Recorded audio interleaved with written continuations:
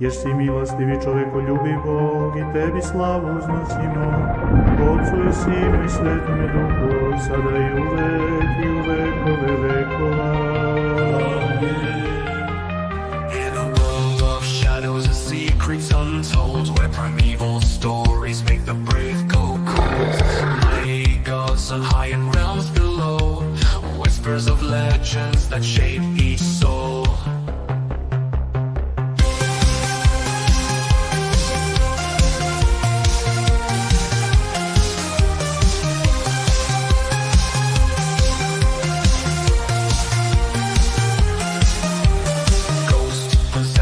And nightmarish dreams, cryptids lurking, nothing's as it seems, giants walking, angels and demons fight, only truth can bring the light. Through the echoes of time, the tales unfold, mysteries arise as the prophecies are foretold, from valiant knights to buried treasure. This podcast brings nothing but pleasure. Welcome to myth, mysteries and majesty. Study with us, don't be a travesty. Theology, mythology, fantasy and horror. Dungeons and dragons, Skyrim and Mordor.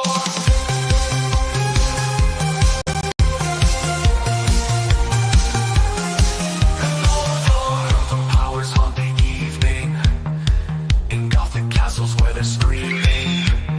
Wizards cast spells in their towers tonight, exploiting enigmas hidden from our sight. Archaeologists make excavations deep of the ancient tombs where pharaohs sleep. In the dust of ages we chronicles keep, storytelling's power of monsters that creep. Mysteries and majesty is the place for you to learn about this haunted space. From scholarship to manuscripts of old, unlock the secrets of wisdom and gold.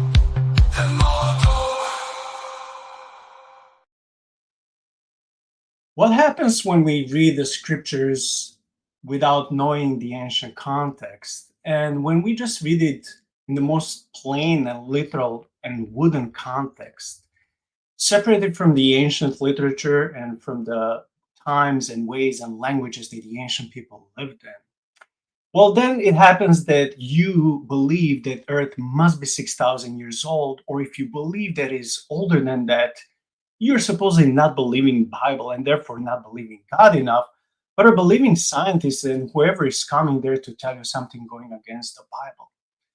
But moreover, what happens when we are supposed to take Jesus' words and prophecies about his return?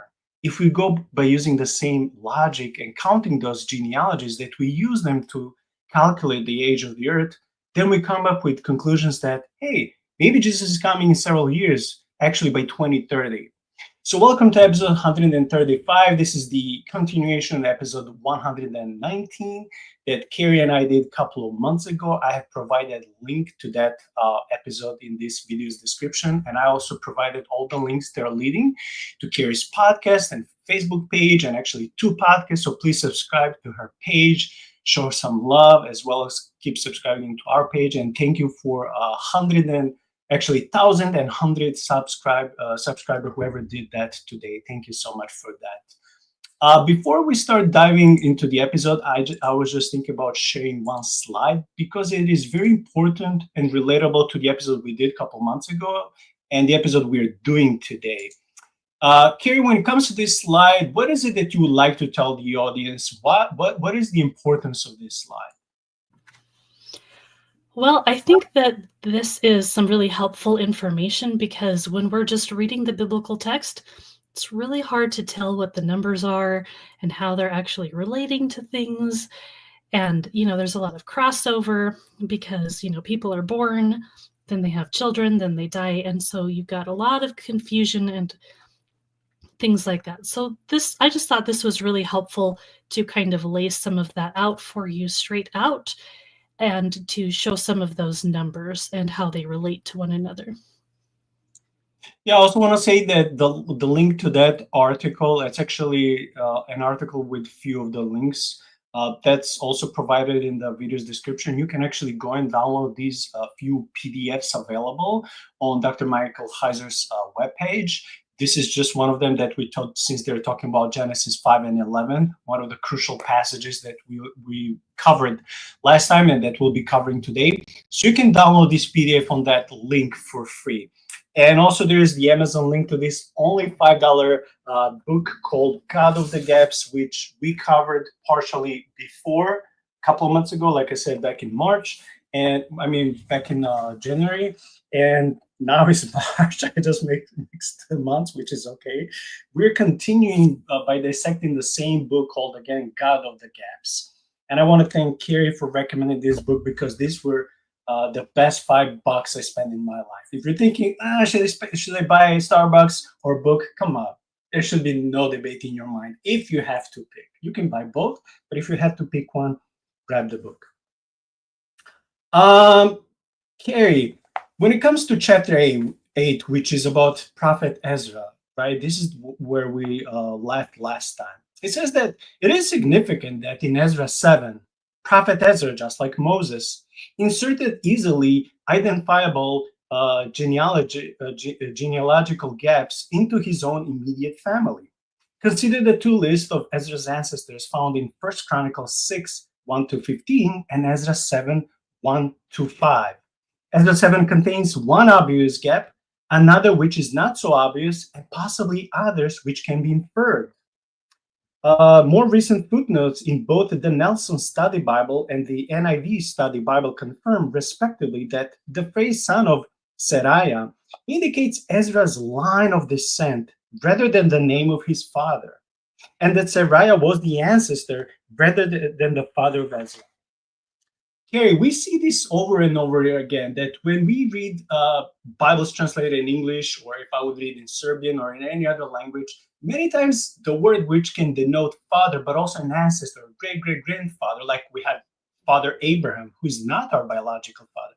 We see this word translated many times the same as the literal biological father. And this is one of the biggest problems that people who calculate genealogies, either to determine Jesus' return or the age of the earth, they will always assume, oh, this is direct ancestor. I'm a father, I'm the son, this is my father.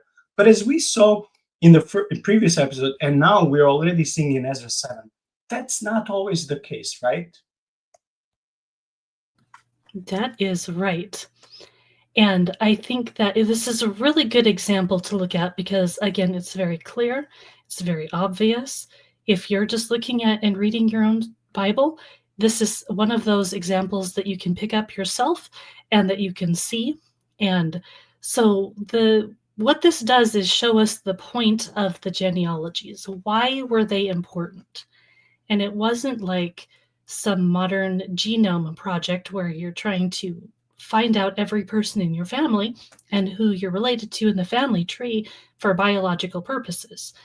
This was in the context of people who needed to understand where they came from, who understand their tribal history and their familial history, so that because those things were important to them for very particular ways, probably in ways that are very different than what we often think of today, because we're in a context where families kind of dissolve and separate, and it's less important who your grandparents and your great-grandparents were. But back at this time, it was very important for those.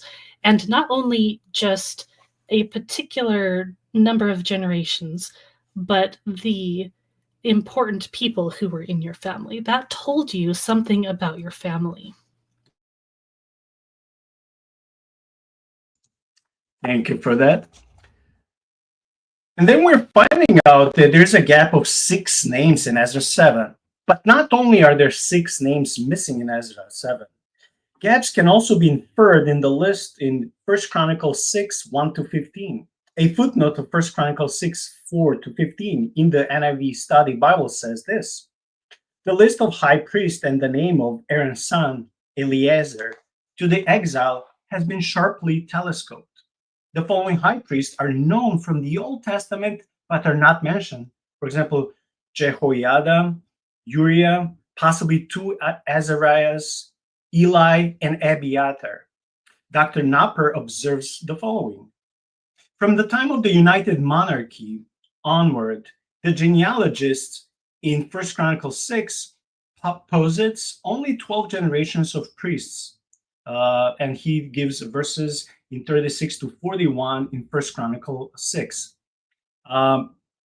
Then he also says, although both 1 Chronicles 6, 11, 15 and Ezra 7, 1 to 3 list 7 generations in the 380 years between Azariah and Sariah, 54 years / generation, the assumption of 30 or fewer years per generation suggests that there should be 13. In conclusion, there seem to be 3 genealogical gaps in Ezra 7, from Aaron to Azariah, from Azariah to Sariah, and from Sariah to Ezra. This genealogy is a representative list rather than a complete list. If Ezra inserts a gap into his own genealogical record without mention, it is probable that the concept of an unbroken genealogy is not important to him, and hence the gaps are likely to be found in the other genealogies he has authored. Biblical genealogies in general may have the purpose of illustrating a family line rather than recording a precise and complete list of ancestors. For example, the list in Ezra 7 is a selective genealogy to validate Ezra's descent from Aaron. Gaps are irrelevant in making this point. The only reason there is any debate on this topic is because of the tendency to translate the Hebrew word ben as son, whereas it actually means male descendant, as discussed in other pages that we already covered. Wow, Carey, so we see gaps, intentional gaps. Now that Ezra had problem with memory, we see intentional gaps in Ezra 7. This is cross-referenced with the First Chronicle, and then we see at the end a very useful explanation that Ben is not always man's son, but male descendant, to be more precise. So what is it? That was the conclusion of that chapter, by the way. So what is it about these last pieces of information that we found that can be useful for us as Bible students? Yeah, he pretty much said what I had just said previously. So I'm like, yes, it's not just me saying that. It's definitely the idea that we have here. And what this can also help us do, beyond calculating the age of the earth, beyond looking at the genealogies, is to really drill down into the purposes of the writer. And Chronicles is a really good section of scripture to look at where people tend to pick out things that look like contradictions to other parts of scripture, when really what's going on is that the chronicler has a particular storyline that he's trying to get across, and he's trying to tell the story in a particular way at his time for his own reasons. That doesn't make it some sort of conspiracy or even necessarily a problem in factual information. And so really it was more along the lines of he had a purpose in writing. And so, you ask, why do we have the books of Samuel and the books of Chronicles and the books of Kings and all of these things that are kind of crossovers and tell the same story? Well, they had different reasons and different times of writing. And so this is showcasing the purposes of those things. And that is really a really good way to look at the genealogies as well. Like if you notice the people that they're mentioning them because they're calling back to the storylines of their lives. And that is the story of the nation of Israel. Yeah, thank you for that. I just want to say our friend Mike Chu has a point. He says the biblical writers had different communication goals than we as modern readers. In other words, they're answering questions for their times, not ours. And this is very important. And Sean is also continuing that. He says that Jesus is rightly called the Son of David, even though he's not David's immediate offspring, right? And this is actually the point where Jesus was making in the gospel. He says, How is Messiah David's son when David calls him my Lord? You know, it's like it's interesting. Yet he's called, you know, the son of David, and we are called Abraham's sons and daughters if we're in faith. So that's a good point. Yeah. We're switching to chapter 9, which has to deal with Noah's 3 sons. So the stories of Noah's sons and Abraham's brothers illustrate a critical hermeneutical problem if it is assumed that Yalad, which is a Hebrew word, always means beget or became the father of. Consider Genesis 5:32 and 11:26. Now I'm reading Genesis 5:32. And Noah was 500 years old, and Noah begot Yalad, Shem, Ham, and Japheth. Now switching to Genesis 11:26. Now Terah lived 70 years and begot Yalad, Abram, Nahor, and Haran. If scholars who attempt to calculate a precise biblical timeline apply the same interpretation of Yalad to these verses as they do to genealogy passages in Genesis 5, 10, and 11, the only consistent literal conclusion is that Noah's sons, Shem, Ham, and Japheth, were triplets, as were Abraham, Nahor, and Haran. Yet few, if any, scholars suggest these men were triplets.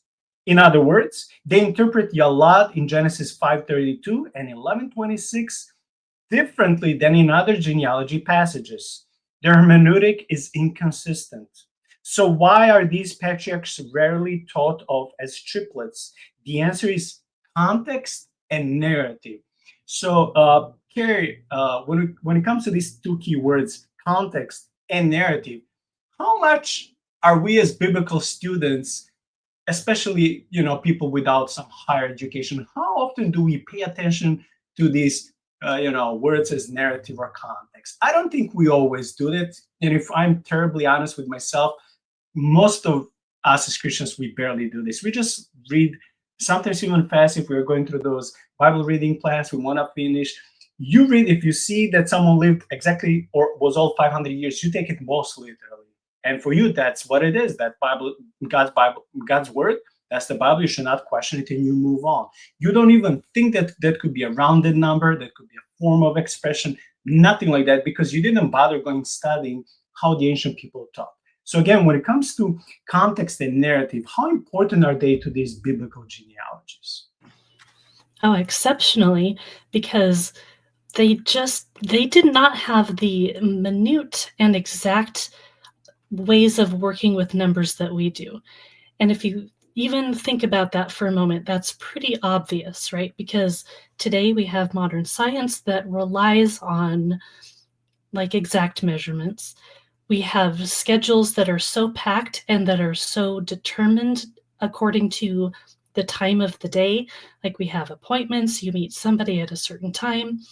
Like back in the day, you couldn't go to the doctor at 1:15 in the afternoon because their scope of time didn't work like that. Their lives were tied to the ground, tied to their families, tied to yearly cycles. So time was an important factor for sure, but very different than the way that we think of it today. And when you consider that the Bible is also a narrative, then numbers are going to be used in the way a narrative is going to use those numbers. And that's not making things up. They were doing things according to telling the story, right? And when you're telling a story, you have a choice as to what numbers to include. He could have left out the age of Noah if they'd really wanted to. There was a reason for that. There's other numbers that occur in the flood story that are very important to pay attention to and that help telegraph the actual construction of the story. And so that helps us see the point of the story as well when you do that. So numbers are so important.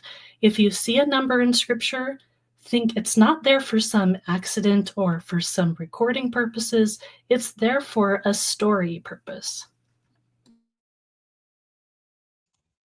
Thank you for that. I just want to publicly compliment Carey's background. It's awesome, and it's part of her podcast. So please Show some love, subscribe to her channel. Also, you want to subscribe to our channel, I would appreciate. If not, I still love you. Or not. That's one of those mysteries like in the Bible. So let's speak about Japheth. In Genesis 5:32, he's mentioned as the last of Noah's 3 sons. And naturally, logically, we will think, oh, well, he was the youngest son. But not necessarily. So let's dissect Japheth. Genesis 10:21 seems to confirm that Japheth is oldest, though some modern translation disagree. In Hebrew, this verse states that Shem is the brother or male relative of Japheth, the Gadol, which means great. All modern English Bible translate Gadol as meaning elder brother, but they disagree on the antecedent. Josephus describes Shem as the third son of Noah, and Bishop Ussher lists Japheth as oldest and Shem as second son. So if Shem is not the oldest, why is he listed first in Genesis 5:32? Perhaps the list is in the order of relative importance to the ancient Israelites, and they give 3 examples. Shem is ancestor of the Jewish race and therefore the most important. Number 2, Ham is ancestor of the Egyptians and Canaanites who enslaved the Israelites and were their continual adversaries. And 3, Japheth was least important to the Israelites because he was the ancestor of northern peoples who had relatively little contact with the Israelites at the time of the Old Testament was written. So, Carey, why? To some people, they may be saying, okay, so what? Big deal. What is there a big deal? So, why is the order of certain names being mentioned in the passage? Why is that important for us to understand that the list is not always showing who is the oldest? How is that important for genealogies? Yeah, that's an exceptionally good example of why it is a narrative pattern. And again, it's showing the purposes of the actual writers in the telling of the story. And it's not fiction, it's not lying. If you were telling a story that had to do with one of your kids, you would maybe list your children in the order that was integral to that story or the relationship that you have with that person. That doesn't mean that you're changing the order of their birth, because the order of the birth wasn't the point of what you're even talking about. And then you have to, like, if you think about it, the Bible has that very strong thread of oldest and youngest, right? And a change in inheritance patterns.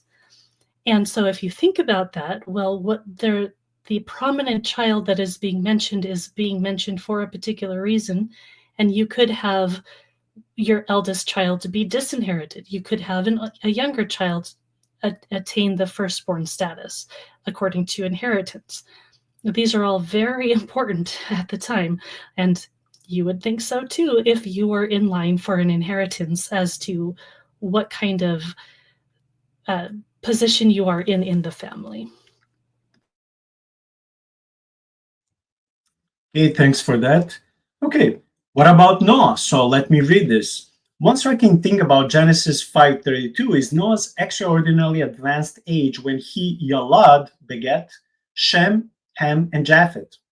Genesis 5 records Seth Yalad at 105, Enosh Yalad at 90, Canaan Yalad at 70, Mahalalel Yalad at 65, Jared Yalad at 162, Enoch Yalad at 65, Methuselah Yalad at 187, Lamech Yalad at 182, yet Noah Yalad at 500. This is 2.5 times the listed, 2.5 times the listed age of the oldest other patriarch, including the oldest possible time for Terah and for Abraham with Keturah. What does this mean? There seem to be 2 logical possibilities. One, the 500-year number is symbolic. It is not Noah's literal physical age when he began having children. And number 2, Noah's advanced age makes the point that he is well beyond the normal age of siring children. It may be meant to highlight the fact that Noah, like Abraham, was chosen as a special instrument of God and siring children at an advanced age emphasize that redemption comes from those who seem to be the least likely.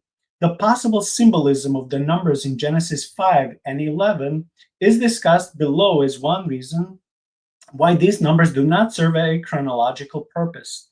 However, with regard to Noah, the authors only wish to point out the disparity of the age when he first yalad with the ages of the other patriarchs in Genesis 5 and 11 as well. Such disparity raises a red flag, suggesting that it carries a special significance. So basically, Carey, in cases like this, could it be then, since we have now more information, right, then Noah did not start begetting or yalading, if I can use that, add ing on the Hebrew word. Could it be that Noah did not start producing children at the age of 500, but that was just a symbolical number or rounded number? Could that be the case? Right. And how do we know that he didn't have other children that just didn't fit the family line for some reason? I mean, there's so many answers that we don't have because we are just beyond that ancient context. But it does make me remember how there's some early, well, not super early, kind of mid-early Christian tradition, as well as Jewish tradition, I believe, as well, that has Noah being a virgin up until 500. And the point there was that he was so pure and righteous that he was able to do that amongst all of the depravity around him. Of course, we don't actually have any information like that in Scripture, but that is a couple of ideas that have surfaced in history. I just have a small section when it comes to the conclusion of this chapter, and then we'll switch to Abraham. So this is the conclusion when it comes to Noah and his sons. In summary, the biblical narrative shows that Yalad in Genesis 5:32 does not constitute a birth narrative because Shem, Ham, and Japheth are not triplets. This could possibly be justified if Shem were the oldest. But since Shem is not the oldest, the most rational translation of Yalad in Genesis 5:32 should be Noah began a family line, including, and then all these names. So it's not that Noah started having all these kids and not in the same time, but that he started reproducing at this certain time by having these three kids. This story clearly shows that Yalad does not necessarily mean beget or become the father of. It also shows that when the names of siblings are recorded in the Bible, they're not necessarily listed oldest to youngest. I don't know if there's anything you would like to add on this before we switch to Abraham. I just want to say, this seems like a really pedantic kind of a point to be making and harping on, right? Like, what's the point of whether or not they're triplets? Well, the point is that it shows the inconsistency of the translation and the use of the word by people in genealogies, unless they're also insisting that they have to be triplets, which has its own problems, as has been pointed out. So it's just showing that if you're going to be consistent in using this term to mean a very precise thing, then they have to be triplets. Otherwise, it all falls apart. If you can see that there can be a little bit of flexibility here, then that helps us see that it can also have flexibility elsewhere. So I think that's a really important point and a really easy one for us to understand. Thank you for that. Okay, chapter 10, the story of Abraham says this. Okay, let me read this first comment from Mike. Noah's age and his ancestors may be a callback to King's List, like the Sumerian King's List. The letter had a cumulative total of different areas of kings. Yeah, 1,000 and 24,000. Yeah, that's a big difference between 250,000 and 250,000. Yeah, and actually there is the Sumerian King List PDF also list available in this Dr. Michael Heiser link that Carey found that I shared in this video description. You can also download that PDF. Is there anything you would like to comment on this, Carey? Or Now that's a really interesting rabbit trail to follow down, but I think that this is a really good point because of that distinction between Noah's age and the other patriarchs that are previously mentioned. Yeah, he says ancient Near East cultures had a fascination with numbers, and unfortunately, the inherent meaning behind those numbers are lost to us. Genesis might be referring to this practice too. Yeah, was it Babylonians or Assyrians or Canaanites? One of these ancient people, for them, number 6 was very important, and that's why we introduced 60 seconds, 60 minutes, right? It was one of these cultures, for them, number 6 was so important, right?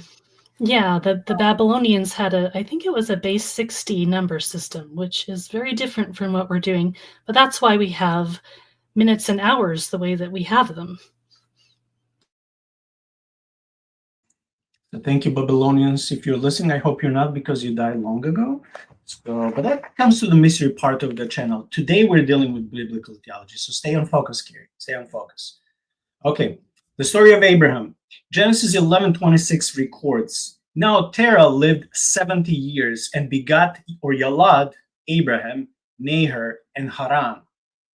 The lessons learned from the stories of Moses and Noah justify 3 important observations about this verse. The first one is Abraham, Nahor, and Haran are not necessarily triplets, because Yalad need not mean begat or become the father of, which we already discussed in the chapter of Noah. Number 2, just because Abraham is listed first does not mean he's the oldest. And we also discussed this in Noah. Number 3, since Yalad could mean, quote unquote, began a family line which included, then Genesis 11:26 does not require that Abraham was born when Terah was 70, and it does not even require that Abraham was Terah's son. Abraham could have been born later and could have been Terah's grandson instead. Wow. Okay, Carey, I don't think you have to comment on the first 2, because we already covered this in the previous chapter. But what about this one? Based on this verse, and based on the logic we've been following so far, and the Hebrew grammar, right? In Genesis 11:26, Abraham could have been born when Terah was 70, but also it doesn't have to be so. And also Terah could have been his biological dad, but also could have been his ancestor, his granddad, for example. Why is that important when we try to accumulate all these years and say, no, the Bible says the earth is maximum 6,000 years old? Well, it does relate to that, because it shows that flexibility and the gaps that are potentially there, and that we can't always tell where that they are there or not, right? And so the fact that he was 70 is, again, it's a very important Hebrew number. And so that could just be telegraphing a point to the readers rather than just merely recording a fact of a birth, right? And yeah, the whole thing with Abraham and Terah is really interesting, because there's a really wide range of historical reasons and different, really speculative, very speculative things that talk about the relationship there, and whether Terah was a follower of Yahweh or whether he wasn't, all of these ideas. Plus, it could relate to the provenance of Abraham as well. Like, where was Ur actually? Where did he actually come from? Why are they always going up to Haran, which isn't anywhere near where we think of as Ur? All of these things. So the genealogies actually have a lot to do with geography as well. So lots of interesting rabbit trails you can go down there. Awesome. Thank you for that. So what about the word Yalad in its broader context, or maybe context that explains better the very meaning? The Abraham narrative provides a strong argument that to translate Yalad as begot or became the father of is even less defensible in Genesis 11:26 than in Genesis 5:32. The narrative makes it clear that Abraham was not a triplet. One thing can be said with certainty. Genesis 11:26 says, Terah lived 70 years and begot Yalad, Abraham. This certainly does not mean that Abraham was Terah's son, born when Terah was 70 years old. In fact, it seems clear from the narrative that Abraham was born about 60 years later. It may mean that Abraham is Terah's son, or it may not. In fact, since analysis of Moses' genealogy shows that Yalad often means was the ancestor of, it is linguistically possible that Abraham was Terah's grandson. How can there be any doubt that the most rational translation of Yalad in Genesis 11:26 is following? Terah lived 70 years and begat a family line which included, and so on. Old Testament writers were not particularly interested in timelines, and their use of Yalad generally follows the less restrictive pattern of ancestry. As people of an ancient Near East culture, they did not think or write with the precision characteristic of later cultures, and did not express themselves in a way that anticipated Western scholars' effort centuries later to calculate timelines. This was so funny to me, Carey, when he says that Abraham could be actually born 60 years later, so not when Terah was 70, could be later. I just want to ask you this: are we making this more complex to our friends in the churches who are usually triggered when you mention anything theological or Bible study in a way that will ask them to focus on the studies outside the Bible, using Bible commentaries, grammar and all those things, because they're complex, right? And you need time to learn these things. Are we making this more complex for people who says, oh, why is this even important? I just want to read and enjoy the Bible. But I would say, but no, it is important. I'm not saying your salvation depends on when was Abraham born and was Terah his father or grandfather. No, not on that level. But why are we doing this? Why are we, trying to come to these calculations, and why are we being so quote unquote technical when it comes to biblical theology? I would say because we are called to love the truth and speak the truth. But according to you, do you think we're trying to make it more complex or more easier for our friends in churches? No, I think there is a good point here to be said about how not everyone has to focus on the same things, right? And that's actually a good thing, because we are the body of Christ, and as such, we have different talents, different interests, and so certain people are going to be drawn towards studying this or that or the other thing. It doesn't mean everybody has to get into the nitty-gritty details. What you ought to do is let those people who are super interested in those things go down those rabbit trails, and then you go and pick their brain and ask them what their conclusion is. That doesn't mean they're going to be right, but you are going to be enlightened in a way that you wouldn't be otherwise, because you didn't have time or interest to go down those rabbit trails. So it's fine if you're not interested in looking at the genealogies in detail and any of this kind of really detailed grammar study, but you let other people do it, and then you have them tell you about it, because that will teach you something that you didn't know otherwise. So that's kind of where I land here. And also part of the point, I don't remember if we talked about this last time or if it's more focused on this section of the book. I don't remember, but there is the range of meaning of a word, right? Where you have a broad range and then you have a very particular range. So and you can think of that in terms of something like all of the world's cats. All of the world's cats include domestic cats, pet cats, tigers, lions, panthers, all of the cats.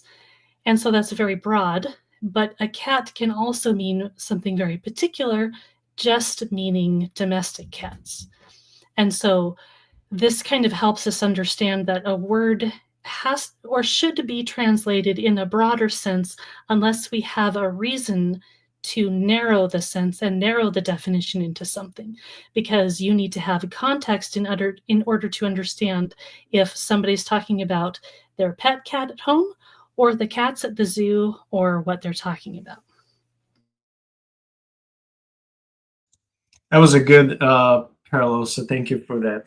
And in summary, to conclude this section on Genesis 5 and 11, it says that those who claim it is possible to calculate dates for creation and the flood based on Yalad in Genesis 5 and 11, are confronted with this hermeneutical problem.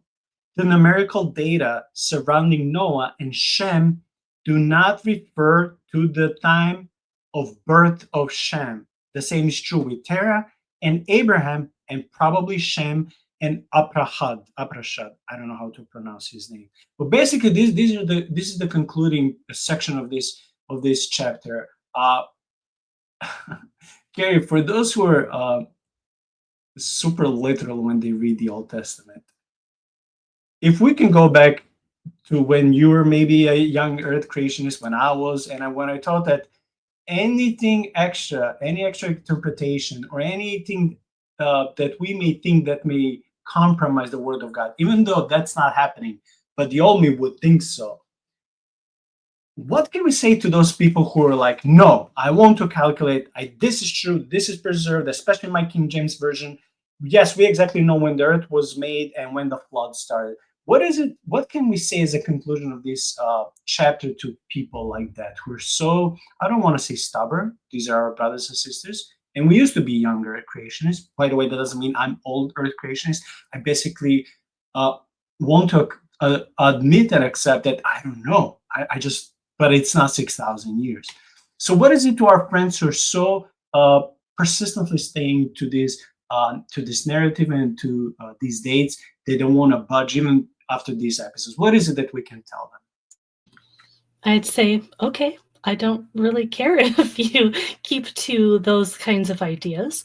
I mean, it's a method of interpretation. The only problem I see is when you insist that your interpretation should be everyone's interpretation on something like this, right? It's not that I'm not saying that there aren't clear things in the Bible that everyone should believe in. Like, there's a narrative arc of God acting in the world that culminates in Jesus and that brings about the church and that will bring about the eschaton. And all of that starts in the stories of Genesis. So there are certain things that are really crucial to all of that, and there's other things that are not crucial to that. And if you want to insist and keep believing that the earth is young, I have zero problem with that.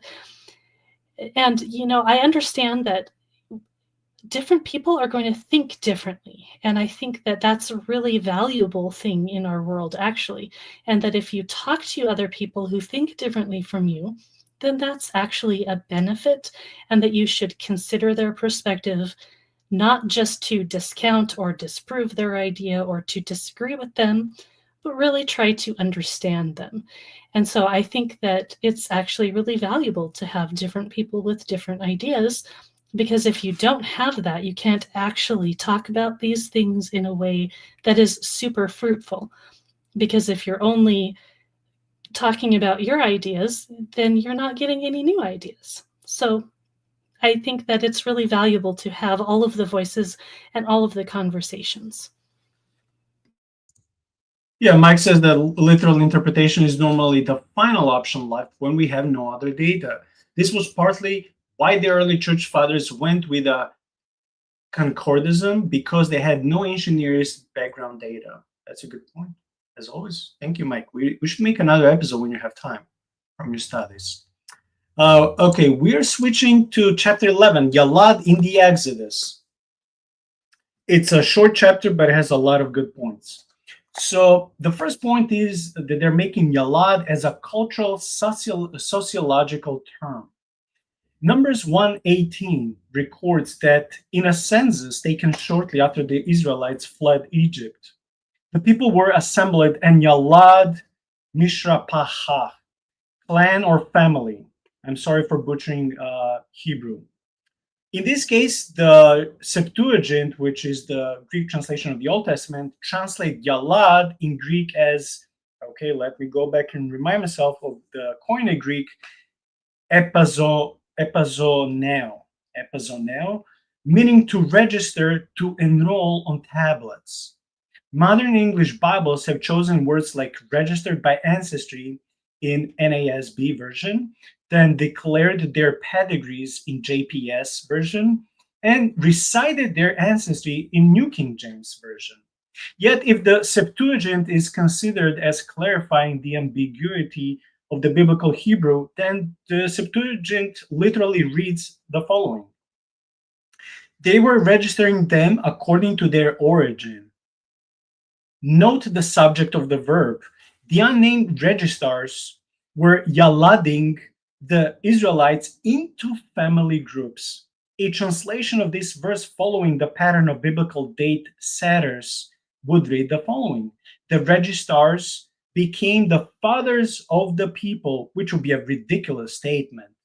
And as Numbers 1 continues, it becomes clear that the people were being separated into tribes based on descent from the sons of Jacob. So, Carey, when it comes to number 118, we here see another challenge when it comes to Yalad. It cannot mean necessarily it cannot mean at all some biological connection, yet a cultural, sociological term where these people were added to the family groups or to the clan. It's not necessarily meaning, physical or biological father. Why is this important? Well, again, I've mentioned before the idea of inheritance and how that is so crucial to what they're actually doing, what the story they're telling, and their very lives were really dependent on whose family you were in and how you fit into that inheritance line. And so I think that's a really good perspective here of what we're doing, because I mean, we went through the Exodus, they're going through the wilderness, they're going to enter the land, and they have to know where they're going to fit into the groups in the land. And so this is going to be one of those crucial steps in order to get to that point, which again, inheritance and where you fit into a family line is so important to them. Thank you. We're switching briefly to 1 Chronicles 2:9 and 25:44 in the same chapter 2, where they're speaking that some people in this list, and they're listing like 20 names, which I won't be reading because it's too long. But basically, the author of this book says that some might have been slaves of non-Israelite origin who have been assimilated into Israelite families. And then again, he goes to 1 Chronicles chapter 2. And then he says this: only Hezron can be dated on this list.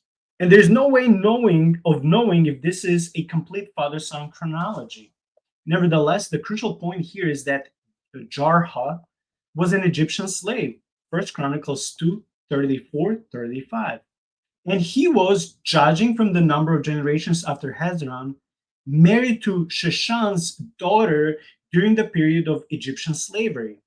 Jarha might have escaped Egypt with the Israelites in the Exodus, and I would add this, yet he was mentioned in genealogy, even though he was not a Jew.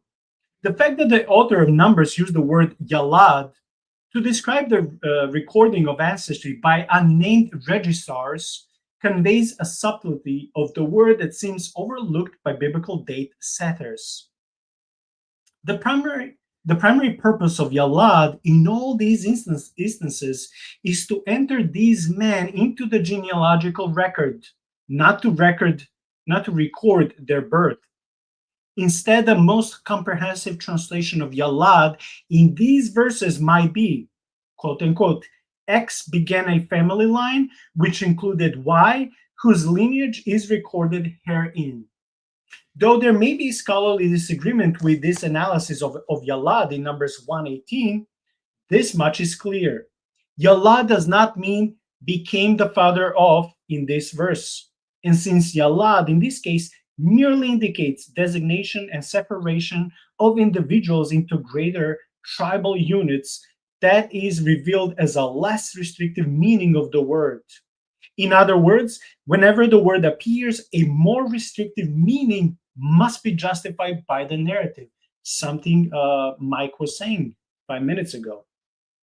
It might even be said that using Yalad in this way in Numbers 1 redefines the early Old Testament concept of family. Some of the genealogies illustrate that biblical families sometimes included assimilated peoples who may or may not have been biologically related to the family patriarch. And that's the end of this short chapter. Wow. Here, this brings even more beauty, but also complexity. So if a foreigner joined their clan, their country, for whatever reason, in this way, in this context, he was a slave, yet was mentioned in genealogy, but was not the biological son, was not the biological descendant. We bring here even more harder task for all those people who want to calculate Jesus' return as if this is the sixth millennium, 6 millennia finishing soon and 70 supposedly starting soon, or that the earth started 6,000 years ago. This even brings more complexity in all of these names too. We have no way of checking every name in every genealogy. Were they really related? Were there no gap? And were they all from the same clan, or some people joined them by servants, by slaves, or whatever, just from another nearby countries? How is this making even more a harder task for our friends who want to calculate the genealogies?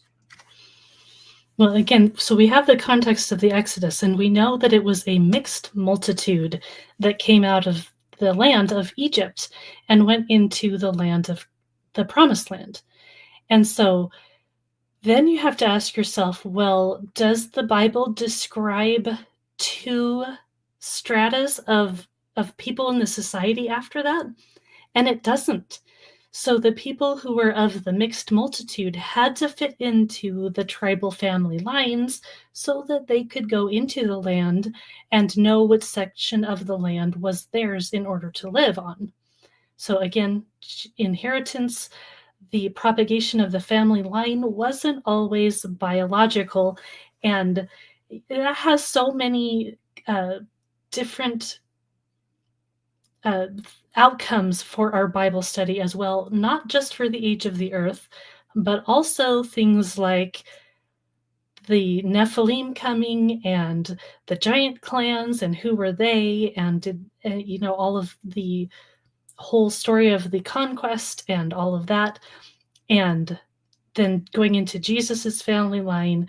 All of these things are complicated by the fact that somebody in a family line wasn't necessarily biologically related. Once when you started talking about Nephilim and giants, I woke up, because I was getting sleepy and tired. And I woke up and I was like, yes, tell me more. And then you stop. Okay, I guess we have to do another sequel just when it comes to genealogies of the giants. That will be a fun episode. Okay, chapter 12. Yalad in the, I don't know how to pronounce this word, so you have to correct me. Is it Hifil? Hefil? I don't know. I think it's pronounced Hifil. Hifil? Okay. Yalad in not perfect either. I'll just go by you, and if someone is mocking me in the comments, I'll say it was Carey. Okay. The above chapters detail reasons from the stories of Noah, Abraham, and Moses that the Hebrew word Yalad implies only an ancestral relationship or even less, not necessarily a parent-child relationship. Some biblical date setters challenge this conclusion based on the form of Yalad. In the genealogical lists in Genesis 5, 10, and 11, the form of Yalad is what is called a Hefel, which means the subject is either directly or indirectly causing the result of the verbal action. These people suggest that Yalad in the Hefel form implies a father-son relationship. However, the Hefel form is causative, and an effect can take place much later than the cause. Genesis 5:32 uses Yalad in the Hefil, which indicates direct causation when Noah begets Ham, Shem, and Japheth. Biblical date setters claim that this alone shows these three sons are Noah's sons, but the above analysis suggests that is incorrect. Instead, it is the narrative which reveals the nature of the relationship between the one begetting and the one being begotten. Applying this principle of interpretation to the case of Noah, Yalad in the Hefil only shows that Ham, Shem, and Japheth are in a direct line of descent caused by Noah. The surrounding narrative is what reveals the exact relationship. Dr. Tanner claims that statistics can prove that Yalad in the Hefil form denotes a father-son relationship. And this is his not that lengthy quotation. In a study of the 176 occurrences of the Hefel of Yalad in the Old Testament, it is almost always used literally of a father causing the birth of his physical son. This occurs 169 times, or 96% of cases. Otherwise, the Hefel is used 4 times figuratively and 3 times where the object of the fathering extends to a generation beyond the immediate son, like in Deuteronomy 4, 2 Kings 20, and Isaiah 39. Hence, in less than 2% of cases in the Old Testament, do we find the Hefel of Yalad referring to a grandson or other descendants. And even here, 2 or 3 involve a duplicate account. The only way to reasonably address this claim from Dr. Tanner is to review all of the instances of Yalad in the Hefel form in the Bible. If this is done, it quickly becomes apparent that the uses of Yalad in the Hefel falls into 3 major categories: abstract, known, and unknown.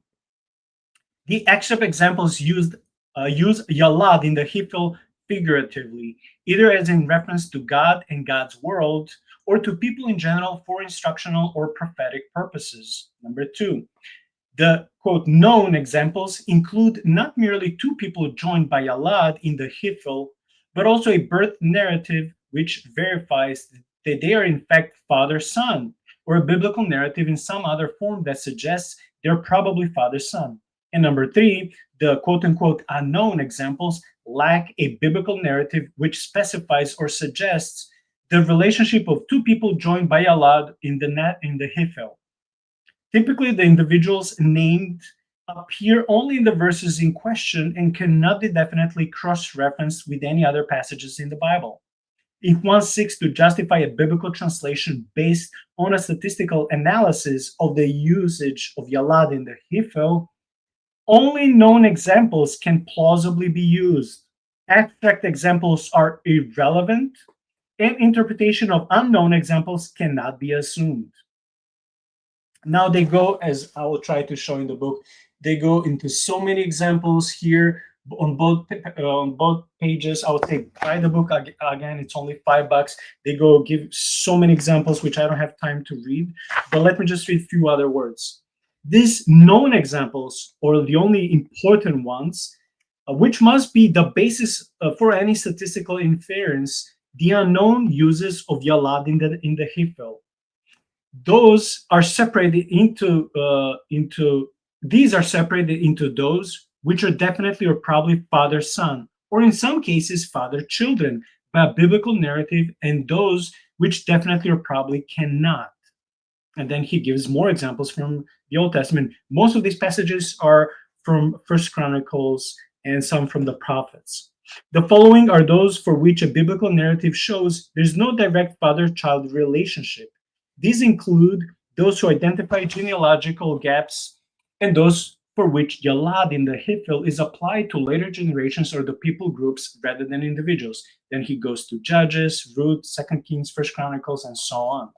It seems clear that most uses of Yalad in the Hefel in non-Mosaic literature are either unknown or abstract. Moreover, those which are known are evenly split between father-children use and non-father-child use. So again, between father-children use and non-father-child use. Moreover, it is of special interest that all of the long genealogies in the above are either unknown, like 1 Chronicles 2, Nehemiah 12, and so on, or have gaps, Ruth 4, 1 Chronicles 2, 1 Chronicles 6, and so on.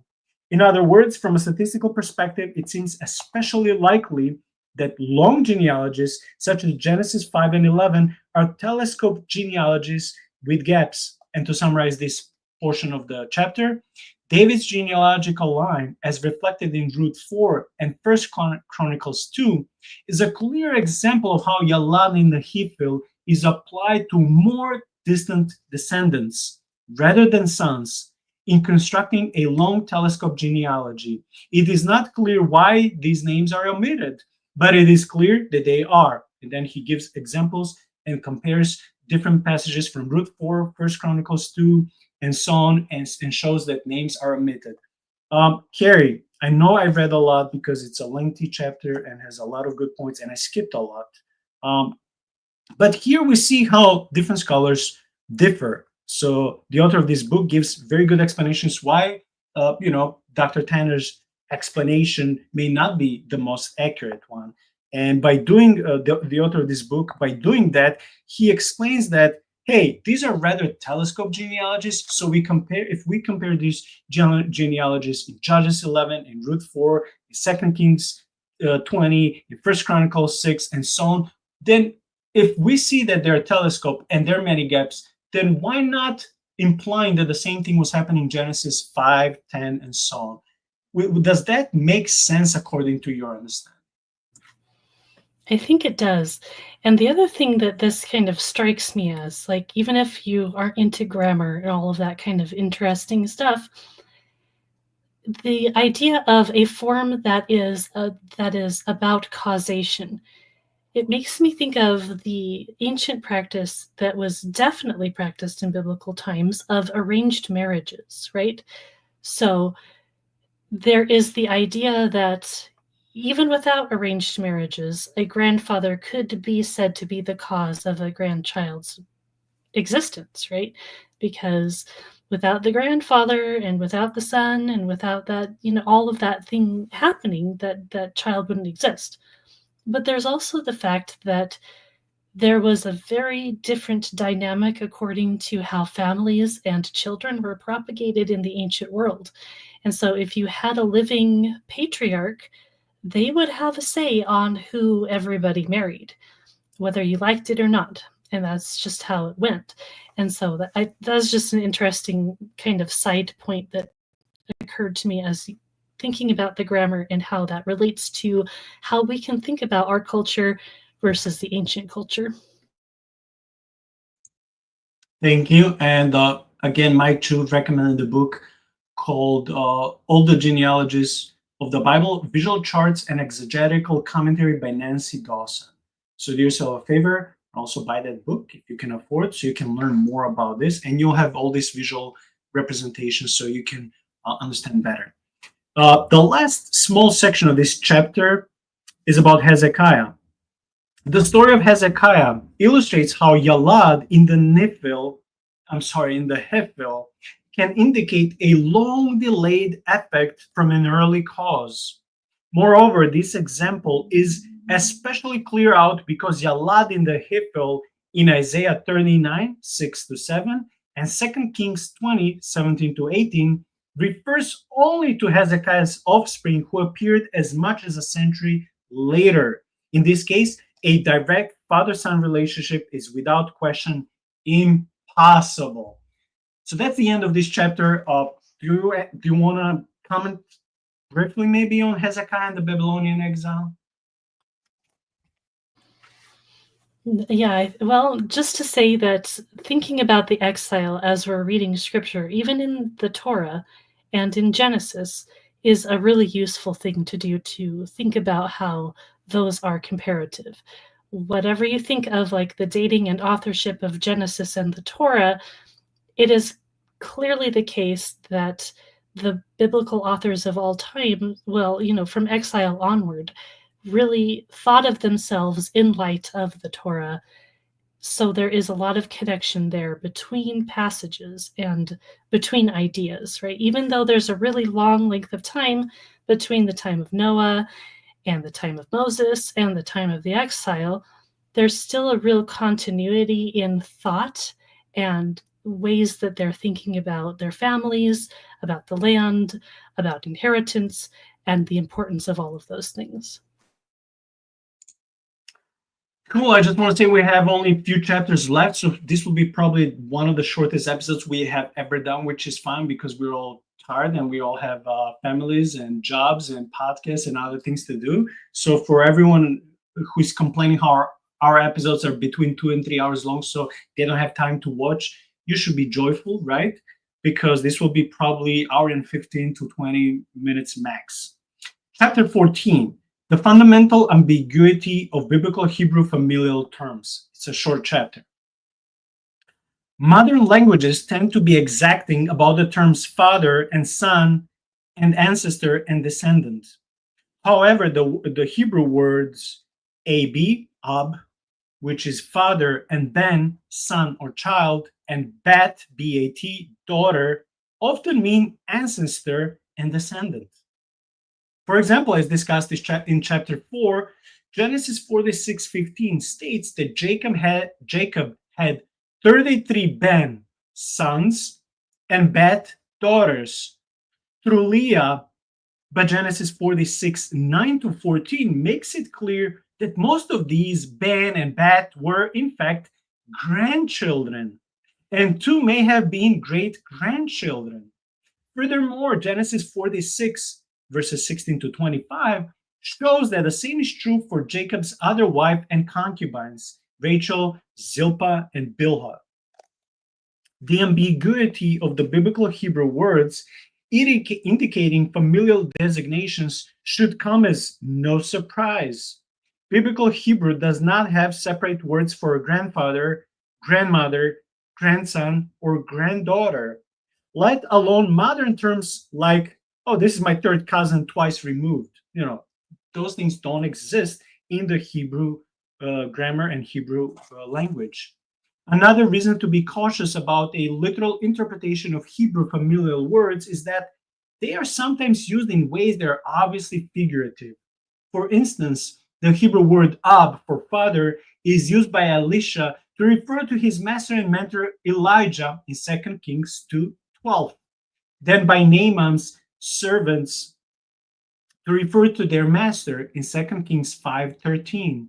And by kings of Israel, Joram and Jehoash, sorry for that, to refer to the prophet Elisha in 2 Kings 6:21 and 13:14. Here, this was such a short but such an amazing and helpful chapter. So here we see that words, not just for father, but also for son and daughter, are not always used in a biological sense. They can be grandchildren or great grandchildren, and this makes calculation of the gaps even more impossible, to the point I would tell our friends, just give up. You don't have to determine how old is there. You don't have to determine when Jesus is coming back. Not just that you don't have to, you cannot. So what is it about this chapter and the words such as Ben and Bet for sons and daughters that help us see, most of these are not direct descendants, but like I said, great, grandchildren or great grandchildren. No, definitely. Well, and it's interesting because it's not like we don't have that context of a little bit of flexibility and ambiguity, because we can use these terms in very flexible ways ourselves. It's just we don't really realize it when we do, I think, and we don't really focus on that. But at the same time, I have a friend who was raised by his grandfather, and he called his grandfather Dad because that was his relationship, right? And so to him, he was a real dad, father figure, right? But when he talks about it to other people, when they don't know, he's sure to clarify, well, he was really my grandfather, but I called him Dad, because we really have that tendency to be super exact about these things and really want clarity on all of that.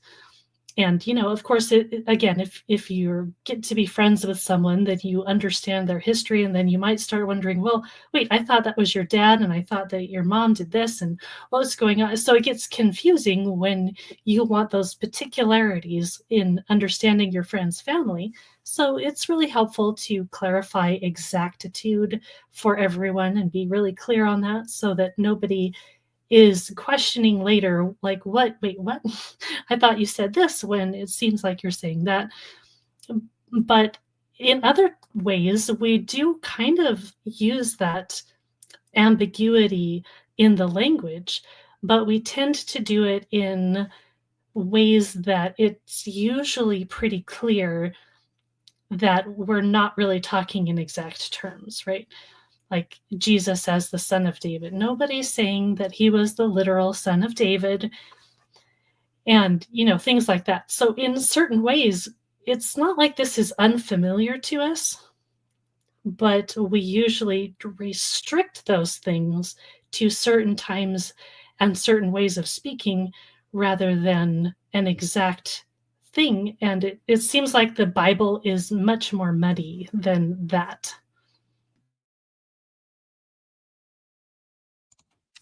Indeed, I'm just sad that Amber was late to hear me listening, pronouncing Yalad.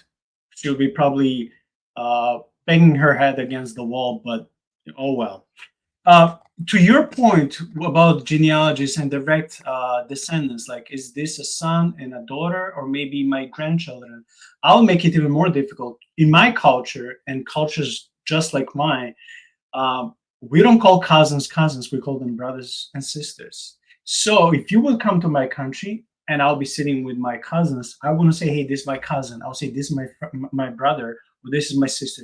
You, as a Westerner, you would assume these are my siblings.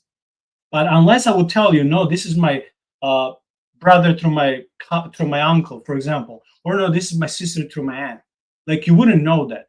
But in our culture, yeah, we understand. Then I would say, oh yeah, he's my brother or sister, and I would explain how we're related.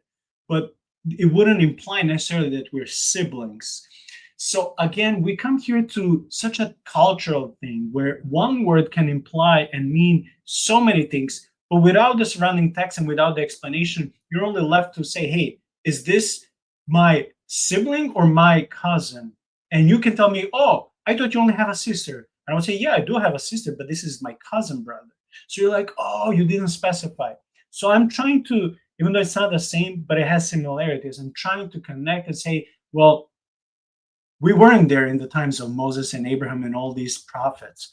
If they did not specify, was this their son and daughter, or their granddaughter or grandson, we don't know. We're using the same Hebrew word, and we're assuming Ben or Bet is always a son or daughter.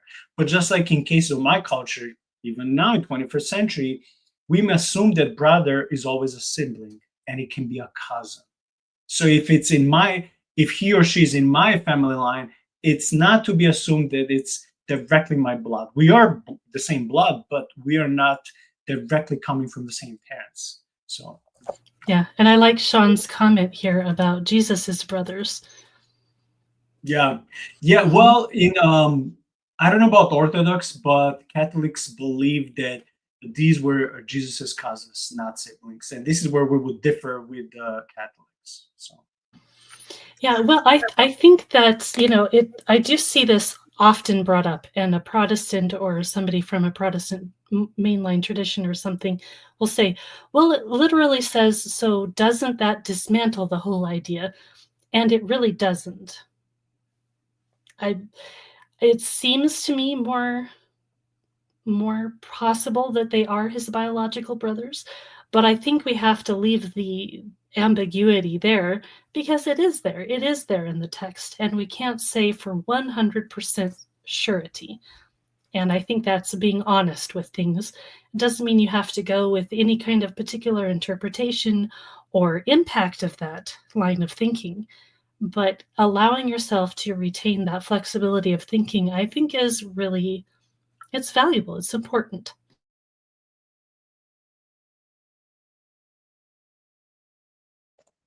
okay, we came to the kind of longest chapter. I will have to skip some stuff. It's chapter 16, and after that we just have concluding part and we'll be done. Chapter 16 is called, what is the purpose of the years in Genesis 5 and 11 genealogies? Why does the Bible include such numerical detail in the genealogical lists in Genesis 5 and 11 if they do not serve a chronological purpose? Well, first, consider the source of the information contained in Genesis 1 to 11. Moses is credited as the author, but he wasn't even an eyewitness. Moses wrote based on the oral tradition and or revelation by God. God's revelation was critical as a corrective to ensure accuracy. But accuracy in what? Accuracy in chronological information, or accuracy in theological teaching, or maybe something else? What was the point God was trying to make as he revealed to Moses the information in Genesis 5 and 11? Was God's purpose to reveal accurate chronological information or to make a theological teaching?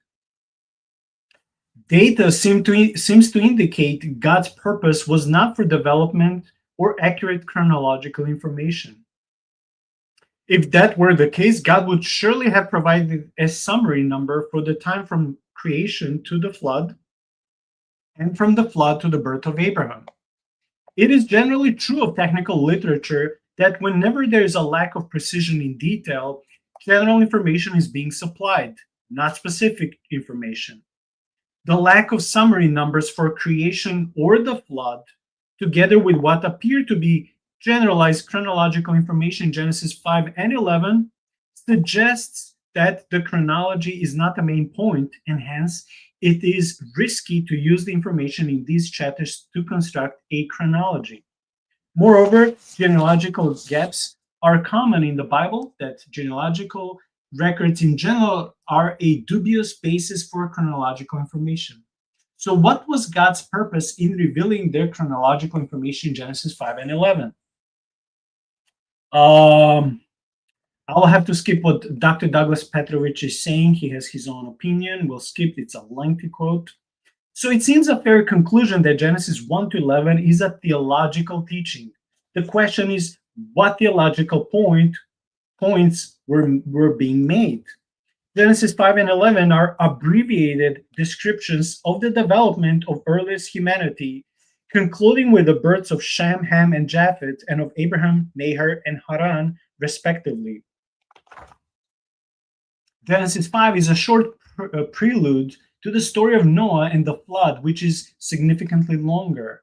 After the flood and God's covenant with Noah, Genesis 10 and 11 record only genealogies and minor stories like the Tower of Babel incident, leading up to God's call of Abraham in Genesis 12, 1-3. How then is the text of Genesis 5 and 11 to be interpreted? A century ago, B.B. Warfield, another scholar, advanced an explanation which is the foundation of the analysis which follows. He said this: "It is quite true that when brought together in sequence, name after name, these notes in Genesis 5 and 11 assume the appearance of a concatenated," I don't know how to pronounce this word. I never heard it. Sorry. How is it to be pronounced, Carey? I think you did good. Yeah. Okay. Chronological scheme. But this is pure illusion, due wholly to the nature of the parenthetical insertions which are made, end quote. B.B. Warfield suggests that the real purpose of these genealogical lists is found in the extra, seemingly superfluous information which Moses has added to the genealogical data. And I'll read only certain quotations from B.B. Warfield here because it's on page and a half, the whole quotation. "We do not read merely that Adam begat Seth, and Seth begat Enosh, and Enosh begat Canaan. Neither do we read merely that Adam lived 130 years and begat Seth, and Seth lived 105 years and begat Seth. And Enosh lived 90 years and begat Canaan. What we read is this: Adam lived 130 years and begat Seth, and begat a son in his own likeness, after his image, and called his name Seth. And the days of Adam after he begat Seth were 800 years, and he begat sons and daughters. And all the days that Adam lived were 930 years, and he died. There is, in a word, much more information furnished with respect to each link in the chain than merely the age to which each father had attained when his son was begotten. This reason have been a chronological one. For all the items of information furnished do not serve a chronological purpose. Only the first item in each case can be made to yield a chronological result." And we're going to skip a big chunk. You have to buy the book. Again, it's only $5. And the link is provided in this video description. And I ended quote. B.B. Warfield thus concludes that the point of Genesis 5 and 11 is not to convey precise father-to-son genealogies, but to provide representative family lines for the primary purpose of emphasizing the long lifetimes of the pre-flood patriarchs relative to the lifetimes in subsequent eras. Genesis 2:17 records that God told Adam he would surely die if he ate from the tree of knowledge of good and evil. But Adam did not die immediately upon eating the fruit. God's curse of Adam included the promise, "You're dust, and to dust you shall return," Genesis 3:19. As Meredith Klein, another scholar, has observed, the words, "and he died," serve to emphasize fulfillment of the dust unto dust curse, which points up to the truth that through the one man Adam and his sin, death had come as a common curse upon all men. In summary, the idea that Genesis 5 and 11 are precise genealogical lists is, as B.B. Warfield says, pure illusion. Instead, the lifetime data is incidental to the primary purpose, which may be to illustrate the mortality of humans as promised by God in Genesis 2 and 3. I only have a little bit more quotation and we'll be done for tonight. What is your understanding so far? I know I've read a lot, but seriously, this is a long chapter with so many good points. So again, what is the purpose of the years in Genesis 5 and 11? Is it to be taken that all names are there with no gaps, or there is a certain theological perspective and context so we can see the patriarchs before the flood? Yeah, actually, I'm reminded of a really cool book. It's called Rethinking Genesis: The Source and Authorship of the First Book of the Pentateuch, and it's by Dwayne Garrett. And he talks about, again, the source and authorship of the Pentateuch, where a lot of people will look at the first 5 books of the Bible, and there's been historically in scholarship, they kind of pick it apart and say that this part comes from this source and this part comes from this source, and so on and so forth. And of course, if you're going with the 6,000 year view and this, that you can add up the genealogies, you're probably going to also presume Mosaic authorship. Now, this book does affirm Mosaic authorship still, but he talks about like how that doesn't have to mean that Moses got these genealogies downloaded into his brain and that's how he wrote them. And that it could actually be the case that the genealogies are very old and that they had been passed down.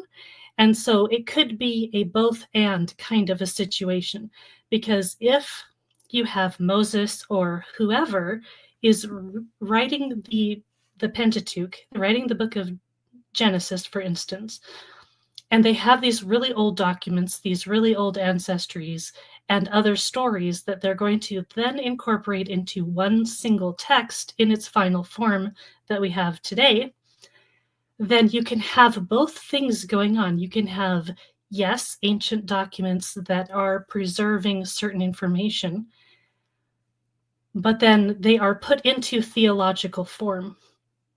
And his book is so cool because he has the best and most interesting way of understanding the structure of the book of Genesis that I've seen from anywhere else. He calls them ancestor epics, and I actually have done a podcast episode on that myself. Really cool stuff, because it shows why you have the repetitions that you have in the book of Genesis in like the sister wife stories and things like that. It explains all of that, and it puts the genealogies into perspective in the actual context of the entire book itself. Very, very cool stuff. So definitely check that out if you're interested in that. It's called Rethinking Genesis by Dwayne Garrett, and really, really fascinating reading. And so you have, but also with that, if you have ancient biographical details that could have things recorded for their own ancient purpose, and then they're repurposed and redacted into the final text, then maybe it's the case that even the final authors of the text who are putting everything together and making it into its final form don't know why the numbers are the way they are. So it's very fascinating to consider the really long textual tradition and history that you can have there and how it goes through time. And maybe not everybody even knows why the numbers were the way they were, but there is a certain purpose and a reason for including which particular people in the genealogies and why. Thank you for that. Mike says that Genesis 5 acts almost as a poke in the eye to the King's List, which portrayed the greatness of kings. Genesis 5's list seemed to bubble up our mortality repeatedly, which makes Enoch's weird entry so noteworthy. Mike reminds me almost of this author. I have to stop, pause, underline, and think what the author said and read maybe a couple of times. Thank you, Mike. Okay, I'm almost done. It'll take me probably a couple of minutes to read some stuff and we'll be done. Are the genealogical lists in Genesis 5 and 11 symbolic? It was suggested above that a comprehensive father-to-son genealogy is not necessary to make the point that God keeps his promises. A selective genealogy suffices. But why do Genesis 5 and 11 include these particular names? Evidence of additional theological teaching can be seen in what some may have referred to as divine symmetry. Numerology carried great significance to the ancients, and God might have been used this for his purpose. I'm reminded of Matthew's and Luke's genealogies where you see 777. Not that necessarily there are only seven names, but because of what number 7 meant to the Jews. For example, Dr. William Henry Green observed that there are 10 names in Genesis 5 from Adam to Noah, and 10 names in Genesis 11 from Noah to Terah. The number 10 is said to represent completeness in the divine order, as in 10 commandments. Hence, the pattern of 10 might be a divine symmetry representing a theological history beginning with the fall of Adam, building up to the flood as punishment for human wickedness, and restoration of the human race through Noah, then climaxing with Abraham and his call by God, which led to the Jewish race as God's chosen people. 2 cycles of divine completeness, concluding with 2 of God's covenants with humankind. Moreover, Dr. Casuto notes, quote, a tradition concerning 10 heads of primeval generations are found among many peoples of the ancient Orient, the Babylonians, the Egyptians, the Persians, the Indians, and others. The closest parallel to the biblical tradition is the Babylonian concerning the 10 kings who reigned before the flood. It is to this tradition, which was undoubtedly known in the environment in which the ancestors of the people of Israel lived. End quote. Perhaps Moses was documenting this divine symmetry in a pattern that would be understood by those of the ancient Mesopotamian culture. The difference is that instead of kings, the Bible records the godly line.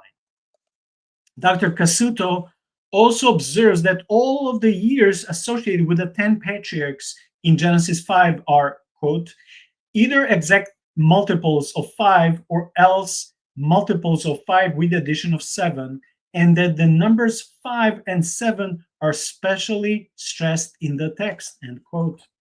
Another possible argument for considering Genesis 5 and 11 as theological teaching and not a chronological history comes from Dr. Samuel Kuling, who cites an unpublished 1994 essay by one Helmut Bodenstein. He says, Bodenstein has made interesting observation concerning the numeric value of Hebrew words. From a totally different point of view, he confirms the completeness of Genesis 5 and 11. He points out that the Bible provides us with 22 names from Adam to Israel, the progenitor of the people of Israel, which most certainly was the intention for listing these names in both genealogies in accordance with the 22 letters of the Hebrew alphabet. What is remarkable here, and certainly not coincidental, is the sum of the 22 names. 7,000 exactly. Wow. He writes also that the number 7,000 is the ideal number according to the numeric symbolism of the Old Testament to signify the wholeness and completeness. Both of these arguments, the divine symmetry of tens and the sum of names to 7,000, suggest that the point of Genesis 5 and 11 is to provide a list of progenitors of Abraham and Jacob/Israel to indicate completeness in the divine order. Then there's a whole table, and it says a comparison with the 10 names recorded in the genealogy of names, cross-referencing Ruth 4:18-22, suggests that such structured selective genealogies may be an enduring cultural pattern among the Hebrew people. The list begins with Judah's son Perez and culminates with David. Names are surely omitted between Hezron and Nahshon, son of Aminadab, in Numbers 1:7. The genealogy of Jacob's son Levi in 1 Chronicles 6 provides further proof that David's genealogy contains numerous omissions. Yet another example of a selective genealogy, which includes gaps, is found in Matthew 1. In this case, the Bible implies that the purpose is to create a numerological structure. All the generations from Abraham to David are 14 generations, and from David to the deportation to Babylon, 14 generations, and from the deportation to Babylon to the time of Christ, 14 generations, which we see in Matthew 1:2-17. Comparison with 1 Chronicles 3, verses 10-16, shows that the list in Matthew 1 omits 4 kings: Ahaziah, Joash, Amaziah, and Jehoiakim. Sorry for that. The list of post-exile descendants of David in Matthew 1 also has some issues in comparison with the list in 1 Chronicles 3, verses 17-23. Since Matthew emphasizes the 14-14-14 structure, it seems logical to conclude that this is a theological history and that Matthew 1 deliberately contains a selective genealogy with gaps in order to generate this structure. The numbers 14 may have a double meaning in this case.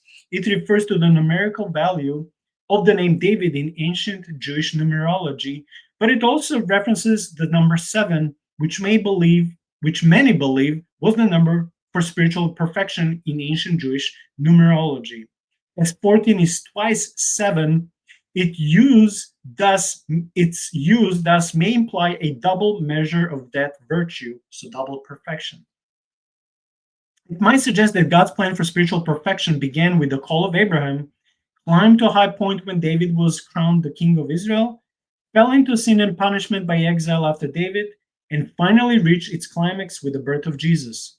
This theological history in Matthew 1, including a selective genealogy to create the desired numerology, might illustrate an enduring cultural pattern which might well have been applied to preserve the divine symmetry in Genesis 5 and 11.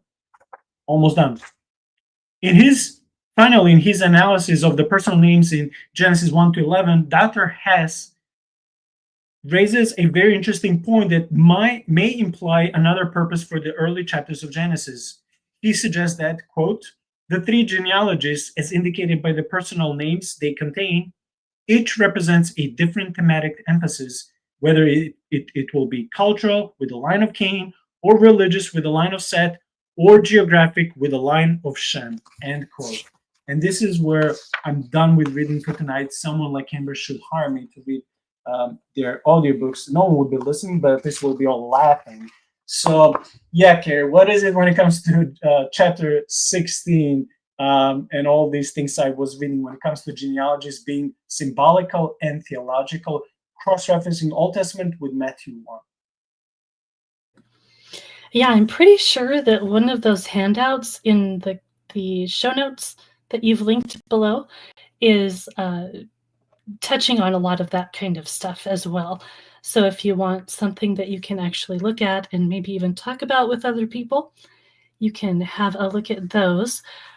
There's another one from there that has the 14 and the number and the word David and all of that and the connection there. So really helpful stuff to actually be able to look at it on paper and, maybe even highlight and color it along with your own Bible reading as well. So really helpful stuff that is actually really easily available to look into all of these things yourself. And if you get the book, I really highly recommend you actually take your time. It's a super short book, but if you take your time and actually look at all of the things that are brought out, like, he proves his point. He gives the scriptures. You can look at it yourself. Even if you don't read Hebrew, you can go and look at an interlinear and do word searches and learn a little bit about the different grammatical forms and what those actually mean, things like that. Really accessible stuff, although it's highly detailed. So really fun. I think it's fun anyway. I don't know why anyone else wouldn't think it was fun to actually go along with the genealogies and study them a little bit more in depth to get those theological points out, because that is, after all, why we're reading our Bibles, to learn about God and learn about what he is teaching us through his word. And so understanding these things in that perspective, rather than trying to do all this math calculation, I think it's more interesting. Carey, thank you so much for your time, for your passion, for your knowledge. Thank you, everyone, for your interesting and helpful comments, especially Mike Chu and others. I will just invite again to buy the book, subscribe to Carey's podcast. Links are provided. Subscribe to this podcast. Keep sharing the links and keep clicking, liking, and subscribing, please. It doesn't cost you anything, and it helps us and encourages me a lot personally, to be honest. Carey, 2 quick questions as a concluding part of this episode. Why, so far, if we would combine the last episode we did 2 months ago and today's episode, why the people who are biblical date setters, when it comes to either Jesus' return or the age of the earth, why are these biblical date setters having the futile task of calculating genealogies? That's the first question. And the second, they may accuse us that we may be dabbling with the topic of biblical inerrancy, and that we may even go there to cause some people's doubts, which is, of course, not on our hearts at all. So if you can maybe briefly answer or tackle with these 2 issues, the futile task of biblical date setters and the issue of inerrancy. Yeah, well, I think it is really important to deal with the text as we have it and be honest with that. And just like when we come to the question of whether or not Jesus had brothers, if you really want to make a theological point and prove that he had brothers, then you might choose to use that passage when in fact it's really ambiguous. And that's not going to help your point when people know that it's ambiguous. So if you are hinging the Bible's accuracy on things that are not super clear and that we don't understand fully and that we can't even do, like if you're tying the accuracy of the Bible and the truth claims of the Bible to the idea that it has to be calculating a young earth, and that if you don't believe a young earth, then you don't believe in the Bible. If you're doing that kind of thing, then you're actually harming the witness, because it's not as clear and it's not as straightforward. It's not as obvious and a slam dunk like you want it to be. It's just not. And this ambiguity doesn't mean that we have to then go and say, well, evolution is true, or Jesus didn't have brothers, or any of those opposite conclusions. It doesn't mean that. It does not mean that. Let me say it again. It doesn't mean that. And I have to really hammer that home, because when I talk to people about this kind of thing, they really will think, oh, you're peddling evolution. That is not my point. It's not my point. I don't care if you believe in a young earth. I don't care if you believe in an old earth. I don't care if you believe in evolution. None of that has anything to do with the biblical text, in my opinion. Now, if you think it has something to do with it, well, then let's have that conversation, and that's fine. But insisting on one way or the other is not my point. My point is, be honest with the text, be honest with the context, be honest with what we can say definitively and what we can say, what we have to be a little bit holding our hands loosely. And by letting go of some of these things that you think are really slam dunk proof texts, letting go of them doesn't mean it has to harm your theological point. It doesn't mean that. It means that maybe you have to find a different way. Maybe it's not as sure as you thought, and that's okay. That should be okay, because our inspiration of the scripture doesn't rest on our interpretation of the scripture. And really, this concept of inerrancy and the way that people often think about it is a very modern way of thinking. It's a modern term. It's a modern concept. It's a modern doctrine. It just is. And so we have to be able to look at this thing historically, look at it the way that people actually thought, and loosen up our little purse strings on our thinking and say it's okay to really kind of think more about these things and open these conversations and not be quite so sure about these things. It doesn't have to harm faith. So, and another thing that I'm thinking about as we're talking about this is that we are so different in thinking about family now, especially in the modern West, where we even have forgotten our grandparents, let alone our great-grandparents or our great-great-grandparents.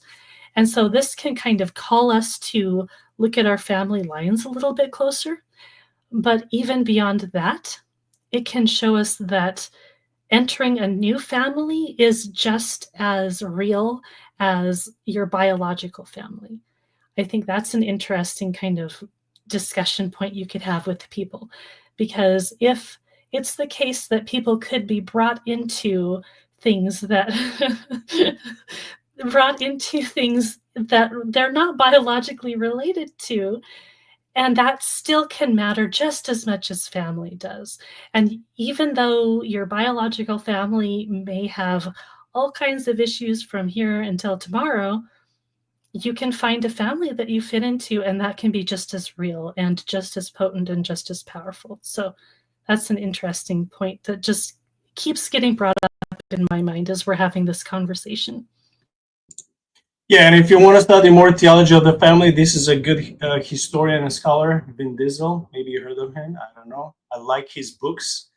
So yeah, it's a good source for family. Okay, I just want to say thank everyone for sticking with us for tonight. Of course, I like bringing humor in our episodes. What is life without some, fun?